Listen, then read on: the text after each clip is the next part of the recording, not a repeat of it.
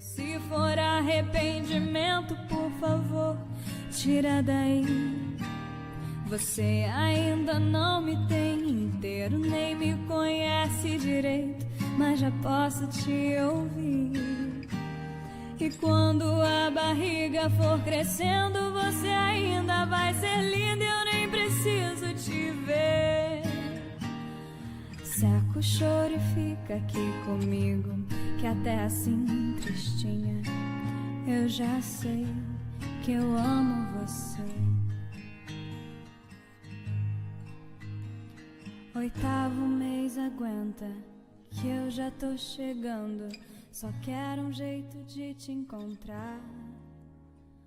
No 9º vem a pressa, a dor, o choro.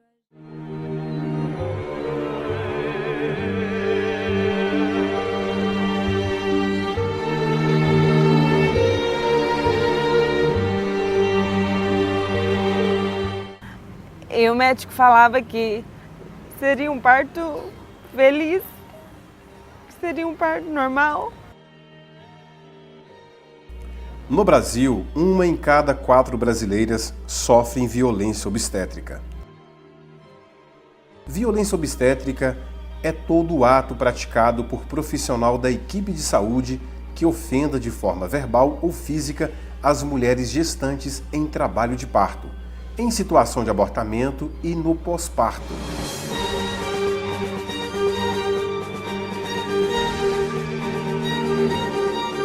Quando o médico se aproveita da condição vulnerável da mulher no momento do parto para cometer qualquer forma de abuso, ele está cometendo não só uma violência obstétrica, mas também outras formas de violência contra a mulher, como é o caso da violência sexual. Então, o abuso sexual durante o parto é considerado uma violência de gênero gravíssima e uma grave violação de direitos humanos. Muitas mulheres acham que a humilhação durante o parto é natural, ser xingada, e não é. Nós mulheres somos tão acostumadas a sofrer essas violências psicológicas, tão no nosso dia a dia, com tantos outros fatores, que você parece que vai ficando resistente, né? Assim, e assim, acaba que você talvez não dá a devida importância do que realmente é. A violência obstétrica tanto é praticada, individualmente pelos profissionais da saúde, que de alguma forma desumanizam e tratam a mulher de maneira indigna no momento do parto, como existe uma estrutura que mantém e permite que essas violências aconteçam. Então, sem dúvida nenhuma, a violência obstétrica é uma violência institucional.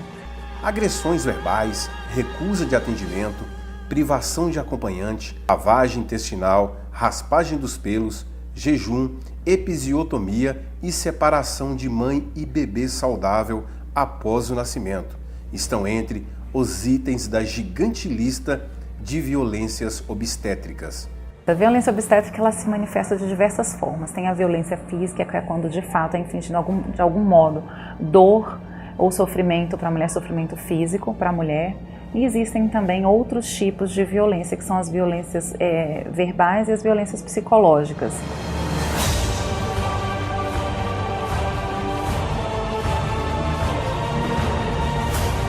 A episiotomia é um procedimento não recomendado, não existe nenhuma indicação clínica para a realização de episiotomia.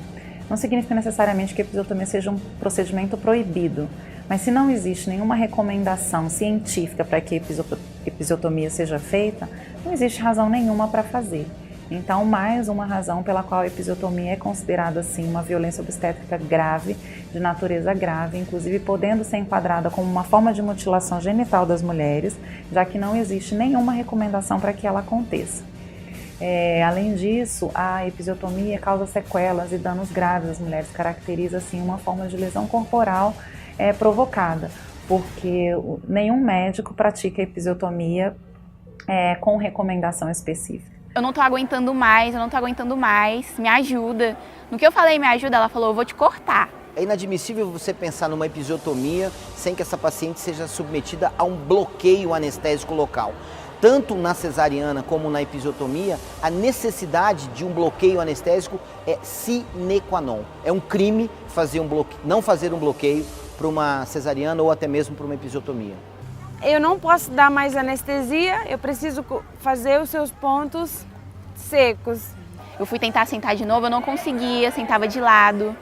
Então o corte me incomodou muito tempo depois. Até para ter relação sexual depois, doía muito. A manobra de Christeler e a episiotomia como sendo parte de um procedimento de um parto normal, na minha concepção, é um crime.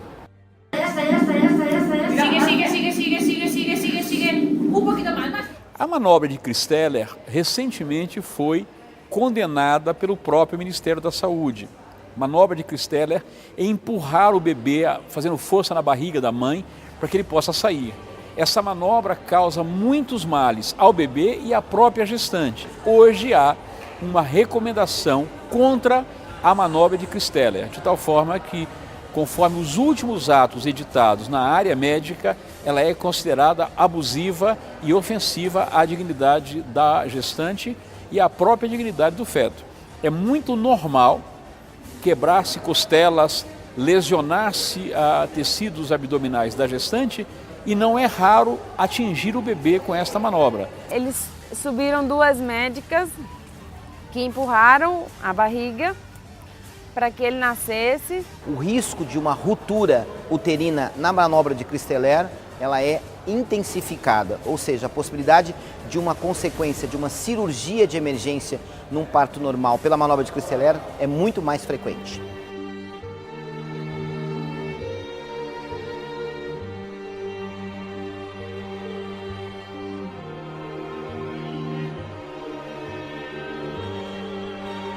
As mulheres negras e pobres, elas são destratadas mesmo, destratadas pelos médicos, elas passam por exames de toques abusivos, elas são xingadas por enfermeiras. Chegou um outro médico e ele veio e fez o toque também.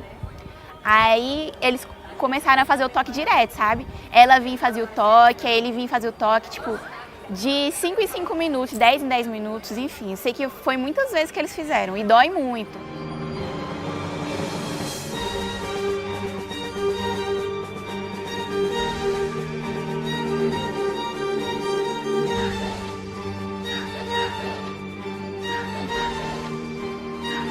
O meu parto foi induzido às 11 horas da manhã, sem nenhuma dor estrondante, assim. Eu sentia dor, mas eu não morria de dor. Eles iam me dar um medicamento, que ia ser um soro para, enfim, fazer com que eu tivesse mais força, sabe, para o parto. Eu sentia muita dor. No parto que você leva por si só, as contrações têm um tempo ritmado para acontecer, né?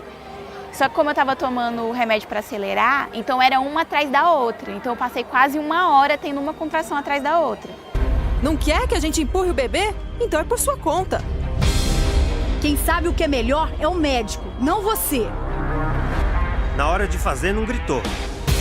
Eu me tremia muito. Tremia de medo, porque ela pediu para eu não gritar, né? Quando eu estava no processo de dilatação, eu estava gritando, de muita dor. E aí ela falou que não era para mim gritar, e ela ria quando eu gritava. Ela falou para mim assim, se você não fizer força, pode ser que o seu filho não nasça com vida.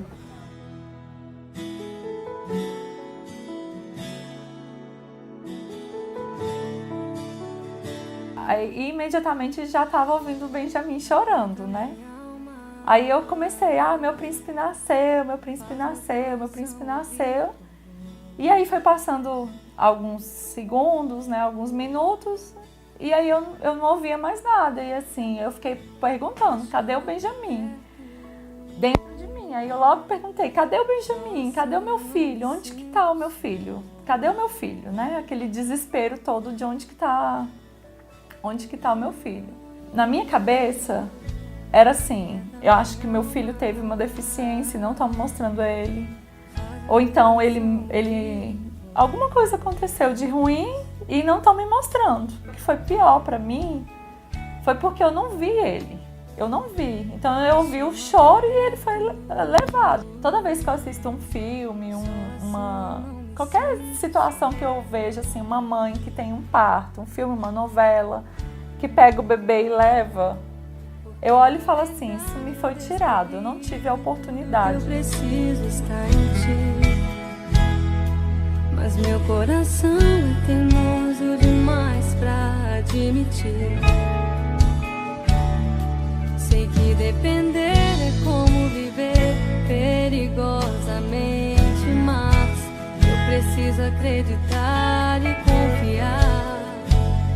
que você me diz. Violência obstétrica acontece tanto na rede pública como na rede privada, mas são formas diferentes.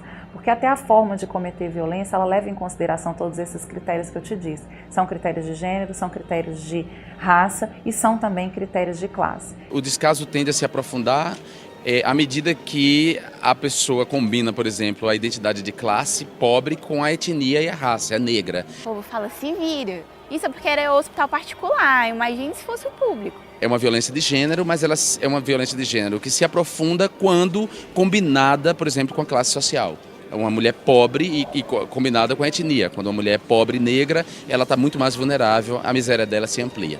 Chamado ponto do marido, que é a costura que o médico faz com as mulheres após a episiotomia, é considerado uma violência por várias razões. É uma violência de gênero, porque está impregnado de um machismo. É uma violência de gênero, porque está impregnado de uma violência que as mulheres sofrem por não desempenharem os papéis sociais que lhes são impostos pela sociedade.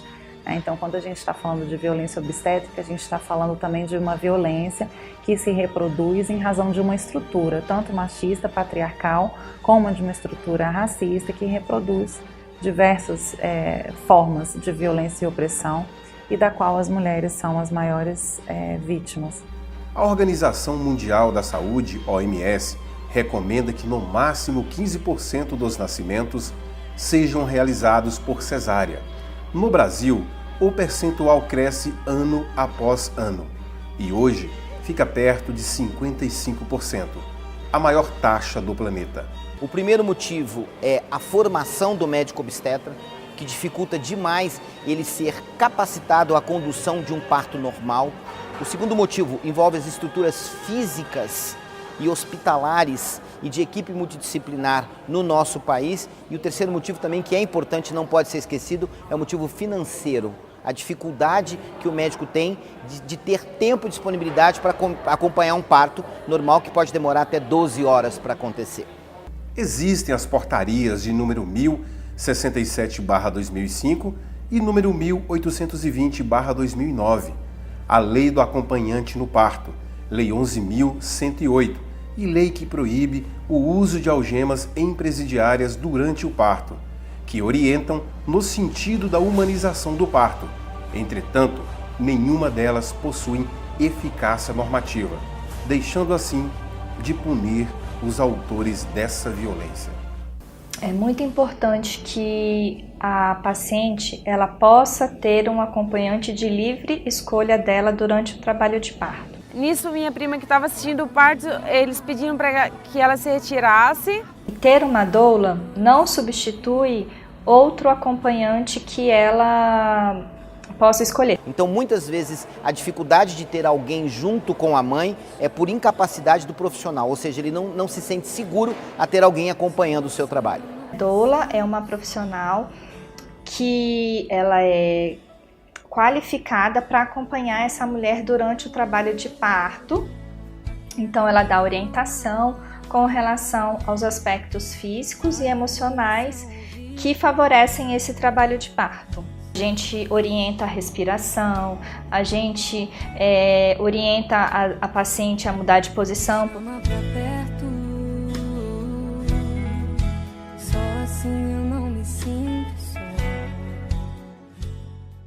O momento mais importante na vida de uma mulher que vai dar vida a um filho, ocorrem equívocos, erros e ocorrem também os chamados casos de violência obstétrica.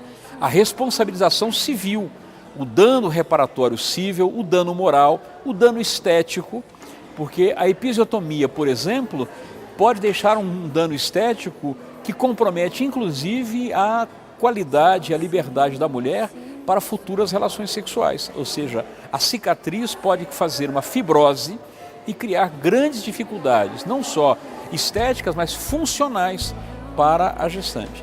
E não se pode, por último, deixar de levar em conta que se for um médico, empregado público, servidor público, pode haver responsabilização no âmbito do direito administrativo, que pode resultar uma demissão a bem do serviço público.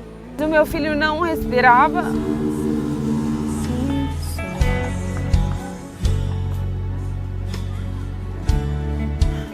Meu filho não chorava. E ele ficou mais de 1 minuto, sem resposta nenhuma. Quando ele respirou, eu desmaiei. Quando eu acordei, eu fiquei sabendo que ele não mexia o braço. Que tinha acontecido por causa do parto.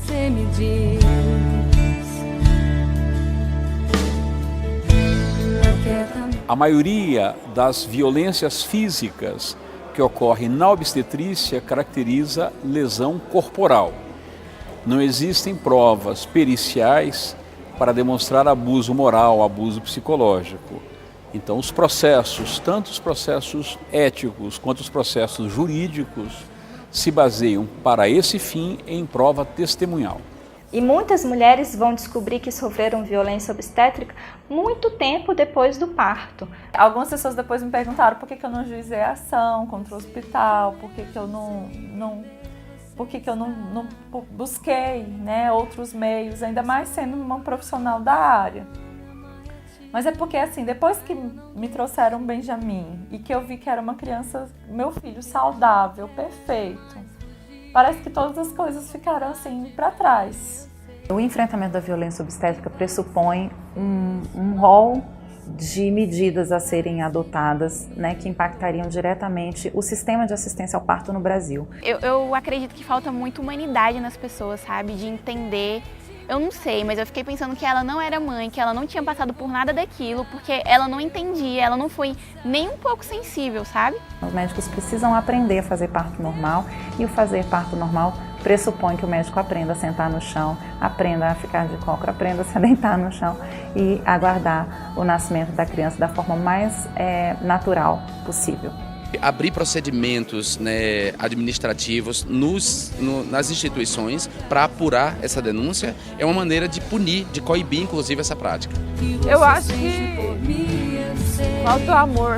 Toda essa violência obstétrica, ela está vindo à tona e a maneira de contê-la é não só punir os responsáveis, como a gente criar uma cultura do que a gente chama de parto humanizado. Um parto humanizado significa que o feto e a mãe estão protegidos. A medicina é um eterno aprendizado e nós nunca vamos chegar próximo a saber o que realmente nós deveríamos saber.